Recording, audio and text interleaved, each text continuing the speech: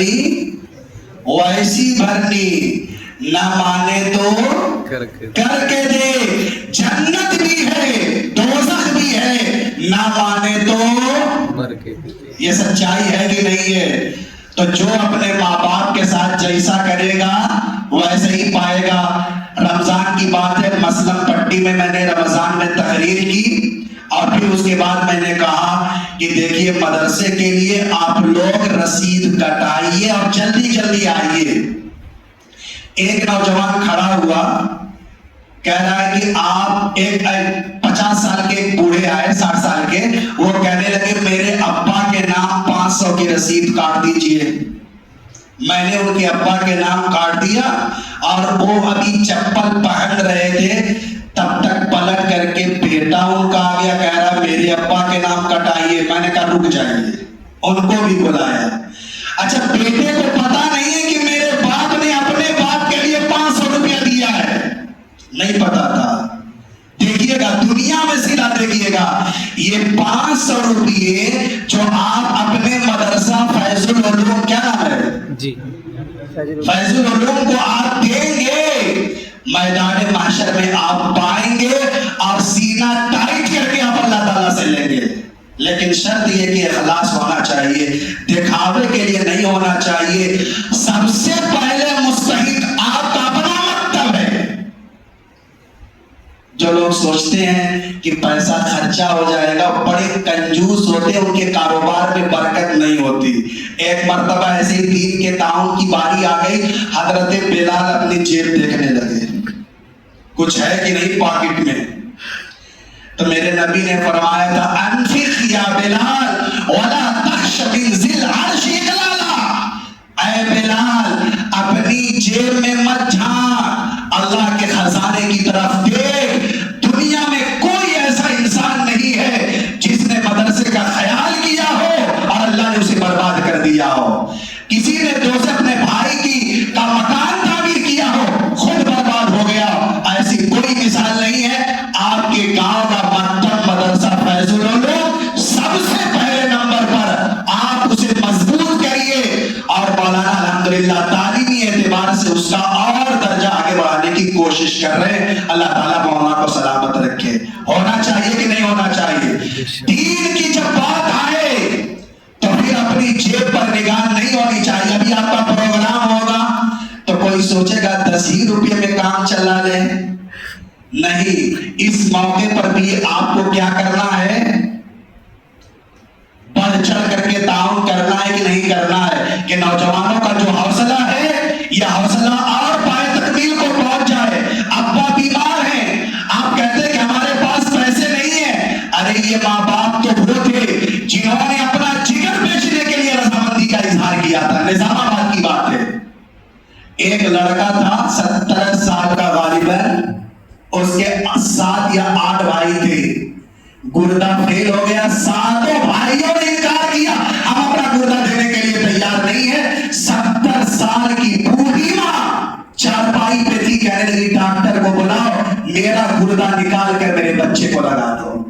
اب کیا بات کرتے دوسری جگہوں کی، آج بھی خدا کی قسم ماں کے سینے میں جو کلیجہ ہوتا ہے اور باپ کے سینے میں جو جگر ہوتا ہے اس کا کوئی مقابلہ نہیں ہو سکتا۔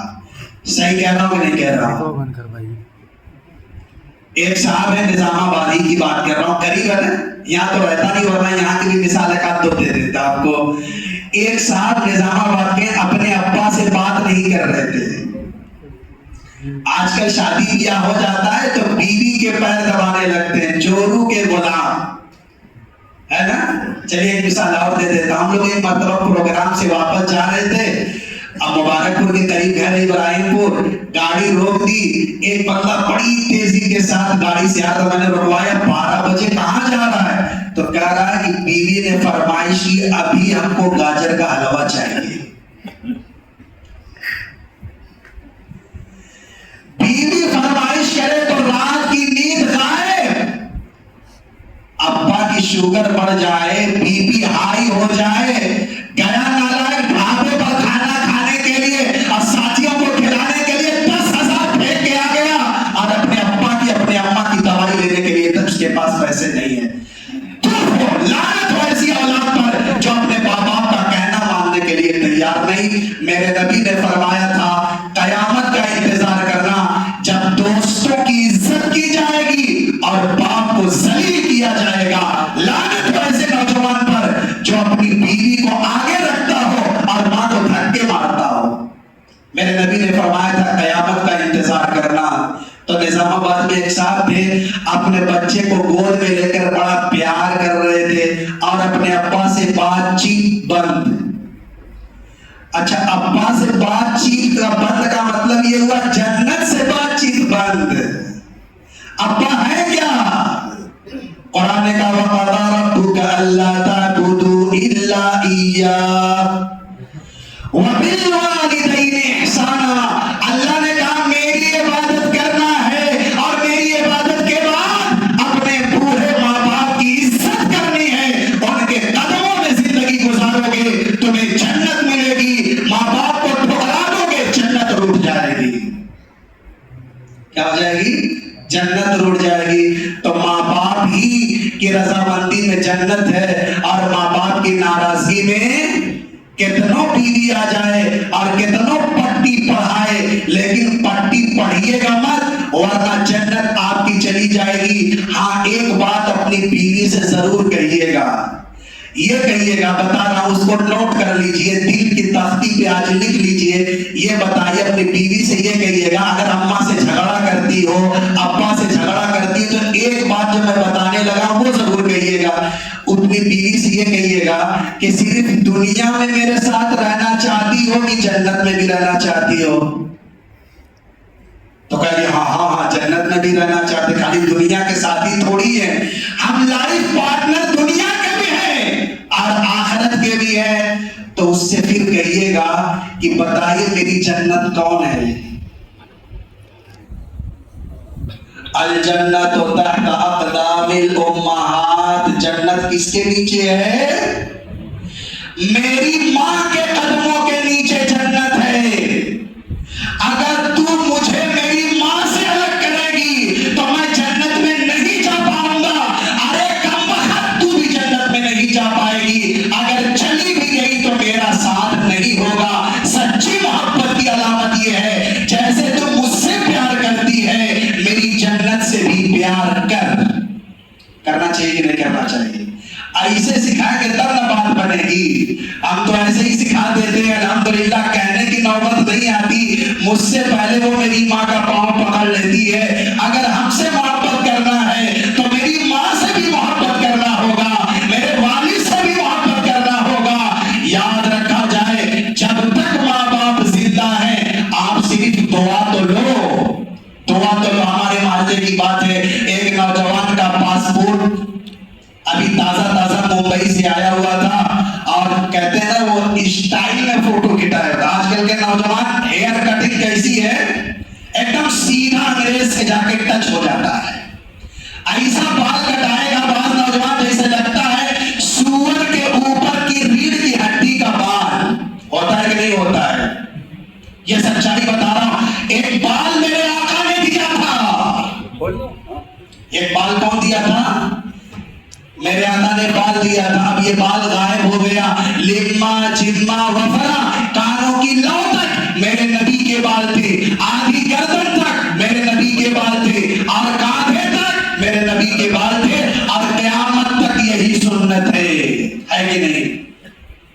ویسے بال کا بالکل صاف کرنا, لیکن آگے بڑا کرنا اور پیچھے کا خالی کر دینا, یہ نبی سے محبت کی علامت نہیں ہے. نبی سے محبت کی علامت نہیں ہے. تو نوجوانوں سے کہوں گا کہ اپنے ماں کے قدموں میں زندگی گزارنے کا فیصلہ کر لیجئے. وہ نوجوان آیا, تھانے میں گیا, رپورٹ اس کی آنے والی تھی, تو تھانے دار کہتا تو یہاں کا نہیں لگتا, تو کہیں اور کا ہے. اس کا پاسپورٹ لیا, کباڑ خانے میں ڈال دیا. وہ نوجوان کہنے لگا میرا پاسپورٹ تیار نہیں ہوگا, میں باہر کیسے جاؤں گا.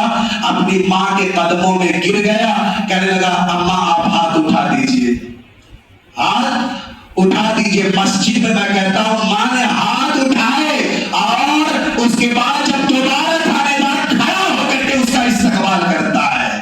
عجیب, ماں کی دعاؤں میں وہ تاثیر ہے, اللہ کا عرش ہل جاتا ہے. ان کے قدموں میں بیٹھنے کا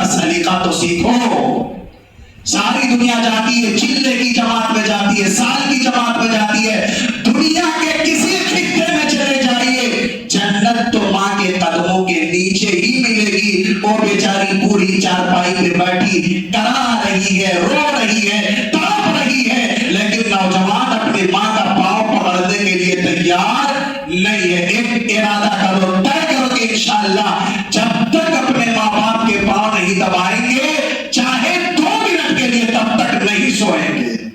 دیکھیے مجھے کہنا نہیں چاہیے، اسرائیل بھائی ہیں، الحمدللہ مجھے جہاں تک جانکاری ہے اپنے والدہ زندہ ہے، پاؤں دبائے بغیر نہیں سوتے۔ یہ تحدیث بن نعمت کے طور پر عرض کر رہا ہوں۔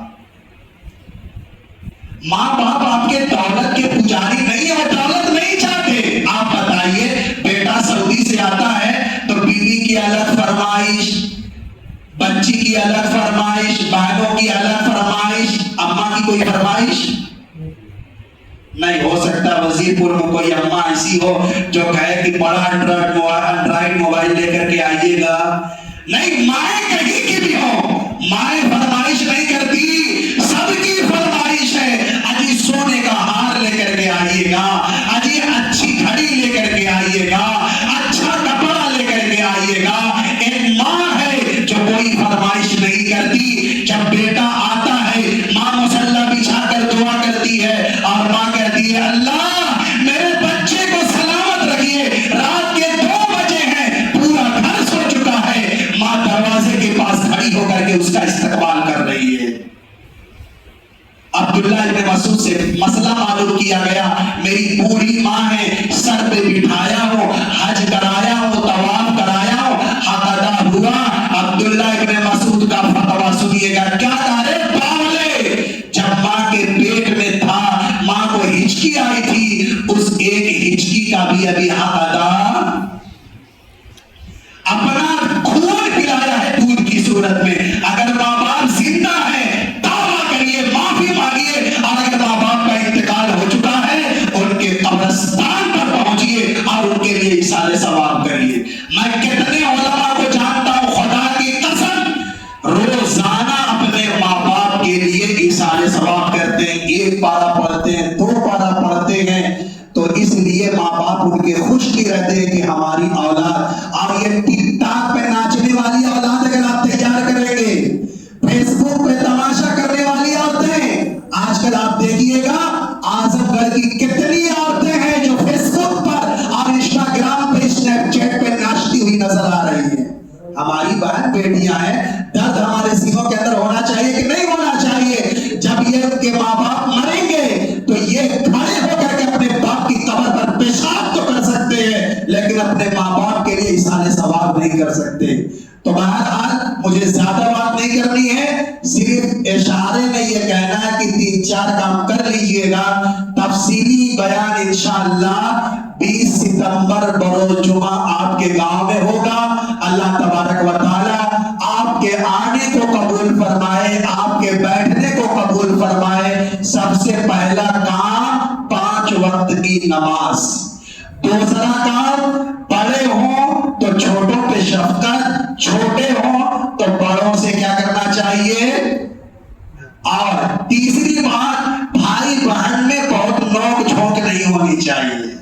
بہنیں بھائیوں کو ڈانٹ دیا کرتی، یہ بھی عجیب رواج چل پڑا ہے ہر جگہ۔ بہنوں کو بھی چاہیے کہ پیار اور محبت سے اپنے بھائی سے بات کریں۔ تیسری بات یہ ہے کہ جب تک اپنی ماں کے سر پہ 1 منٹ کے لیے ہی صحیح تیل نہیں رکھ لیں گے تب تک نہیں سوئیں گے۔ موسیٰ علیہ السلام نے ایک مرتبہ اللہ تعالیٰ سے کہہ دیا تھا، اے اللہ تعالیٰ میں جنت میں تو جاؤں گا، پکی بات ہے، نبی نہیں جائیں گے تب کون جائے گا؟ یہ جو جتنے یوٹیوبر ہیں سب جنت میں جائیں گے؟ اللہ ہی تعالیٰ عبادت فرمائے کون جنت میں جائے گا، کون جنت میں نہیں جائے گا۔ موسیٰ علیہ السلام نے کہا میں تو جاؤں گا، پکی بات ہے، لیکن اے اللہ تعالیٰ یہ بتا دیجئے کہ میرا کوئی دوست بھی ہو تو وہ بھی بتا دیجئے۔ تو اللہ تعالیٰ نے کہا جا فلاں دکان پر تیرا ساتھی ہے اور جنت میں تمہارا فرینڈ بن جائے گا۔ موسیٰ علیہ السلام دوڑے اور جا کر کے السلام علیکم، اس نے جواب دیا۔ موسیٰ علیہ السلام سے کہنے لگا کتنے کلو کتنا گوشت چاہیے؟ وہ قصہ ہی کھا سکتے، قصہ گوشت بیچنے والا. تو موسیٰ علیہ السلام نے کہا بھیا گوشت نہیں چاہیے, بس یہ بتائیے کہ آپ گھر کب جائیں گے؟ کہا شام میں جاؤں گا. تو کہا میں بھی آپ کے ساتھ چلوں گا. گھر گئے, وہ نوجوان اچھا گوشت کاٹا, کاٹنے کے بعد گھر لے کر کے گیا, اسے صاف کیا, پکایا, اور پکانے کے بعد گرم گرم روٹی تیار کی. اندر کمرے میں پہنچا اور دیکھا ایک بوڑھی عورت تھی, اس کا ہاتھ دھلایا, منہ دھلایا اور کھلایا اور پلایا. اور بوڑھی عورت کچھ کہہ رہی تھی, کچھ کیا بول نہیں پا رہی تھی, بس ہلکا سا کہہ رہی تھی. تو حضرت موسیٰ علیہ السلام نے پوچھا یہ کون ہے؟ کہا یہ میری ماں ہے.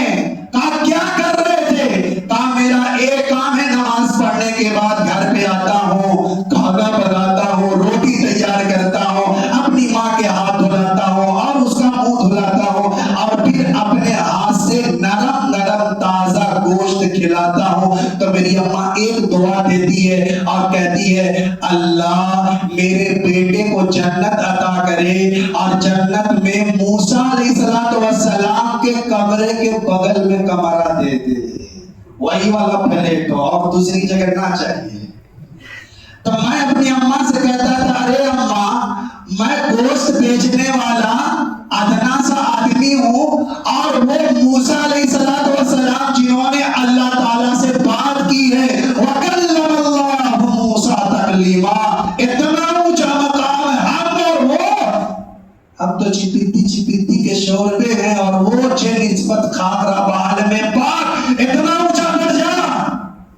تو موسیٰ علیہ السلام نے کہا ہے نوجوان کیا تو یہ سمجھتا ہے کہ تیری ماں کی دعا قبول نہیں ہوگی؟ کہا ہوتی ہے, لیکن میں اتنا گنہگار ہوں کہاں قبول ہوگی. موسیٰ علیہ السلام نے کہا وہ نوجوان اس کو ہلکے میں مت لینا, اپنی بوڑھی ماں کو جو چارپائی پہ بیٹھی ہوئی ہے اور پیشاب پخانا اسی چارپائی پہ کرتی ہے, ماں کی دعا کو ہلکے میں مت لینا. ماں کی دعا اور اللہ کے عرش کے درمیان کوئی حجاب نہیں ہوتا ہے. تیری دعا قبول ہو گئی. وہ نوجوان کہتا جی کیسے قبول ہو گئی؟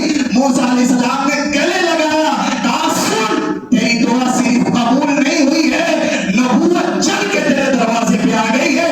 میں موسیٰ ہوں, تجھے ملاقات کے لیے آ گیا ہوں. اس لیے نوجوانوں دوستوں کو ٹائم بعد میں دینا. جتنے ڈھابے پہ جانے والے ہیں جائیے, میں منع نہیں کروں گا, ہم بھی کبھی کبھی جاتے ہیں بھائی, ٹھیک ہے, لیکن اپنے ابا کی اور اپنے اماں کی بات ضرور مانیے گا. مانیں گے سارے لوگ؟ آپ ہی جا کر کے معافی مانگ لیجئے گا, قدم پکڑ لیجئے گا, پاؤں دبائیے گا. اگر کوئی بچہ حافظ نہیں بنتا ماں سے دعا کرائے, کسی کا کاروبار نہیں چلتا ماں سے دعا کرائے. آجی ہزاروں علماء کی دعا ایک طرف, ماں کی سنگل دعا ایک طرف. اللہ تعالیٰ سے دعا فرمائیں, اللہ تعالیٰ ہمیں ماں باپ کی خدمت کرنے کی توفیق عطا فرمائے. آخری, ایک دم آخری, ورنہ میں آخری کہتا ہوں گا بہت ٹائم ہو جائے گی. ایک دم آخری جانتے ہیں نا, اس کے بعد اب کچھ نہیں ہوگا انشاءاللہ. جانتے ایک بات بتائیے, آپ کے پاس پیسے ہوں 1 لاکھ روپیہ ہے کہ نہیں ہے؟ جب ڈر رہے کہ کہیں خرچہ میں اس لیے نہیں, بس یہ پوچھ رہا ہوں کہ اگر کوئی عمرے پہ جائے گا تو کتنا لگے گا منیمم؟ کم و بیش 1 لاکھ روپیہ لگے گا. 1 لاکھ روپیہ, اور اگر حج کرنے کے لیے جائیں گے تو 4 لاکھ 5 لاکھ. گارنٹی ہے کہ آپ کا حج قبول ہوگا؟ انصار صاحب بتائیے, آپ اس صاحب کوئی گارنٹی ہے؟ کوئی گارنٹی نہیں ہے. آپ کا پیسہ حلال ہے کہ حرام ہے, اسی میں آپ کنفیوژن ہے. آج کل تو مسئلہ اسی بات کا ہے. ہر آدمی LIC کرائی ہوئے چکر کاٹ رہا ہے, شیئر مارکیٹ میں پیسے ڈبائے جا رہے ہیں, اللہ بچائے, معاملہ بڑا خراب چل رہا ہے. کمپنی کیسے کام کر رہی ہے, حرام مال کا کام کر رہی ہے کہ حلال کام کا, آپ کو کوئی جانکاری نہیں ہے. آپ نے 10 لاکھ جمع کر دیا, مہینے کے 20,000 30,000 مل رہے ہیں. مجھے کتنے لوگوں کے بارے میں معلوم ہے, اصل پونجی بینک